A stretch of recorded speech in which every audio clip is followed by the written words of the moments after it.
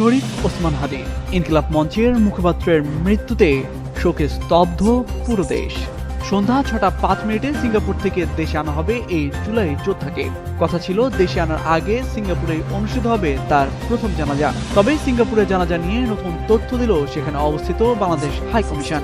High commission জানিয়েছে গতকাল রাতে সিঙ্গাপুর জেনারেল হাসপাতালে ওসমান হাদি ইন্তেকাল করেছেন। তবে যথাযথ কর্তৃপক্ষের ক্লিয়ারেন্স না পাওয়ায় তার জানাজা সিঙ্গাপুরে অনুষ্ঠিত হচ্ছে না। ফেসবুকে দেওয়া এক পোস্টে এজন্য দুঃখ প্রকাশ করেছে হাইকমিশন। এছাড়া সিঙ্গাপুরের প্রবাসীকে সিঙ্গাপুরের আইনের প্রতি সম্মান দেখানোর অনুরোধ জানিয়েছেন হাইকমিশন। এর আগে বৃহস্পতিবার সামাজিক যোগাযোগ মাধ্যম ফেসবুকে এক পোস্টে ইনকিলাব মঞ্চ জানায়, হাদির প্রথম জানাজা সিঙ্গাপুরে অনুষ্ঠিত হবে। বাংলাদেশ বিমানের একটি বাণিজ্যিক ফ্লাইট শুক্রবার স্থানীয় সময় বিকেল 3:50 শহীদ ওসমান হাদিকে নিয়ে রওনা হবে। ঢাকায় অবতরণ করার সম্ভাব্য সময় সন্ধ্যা 6:05।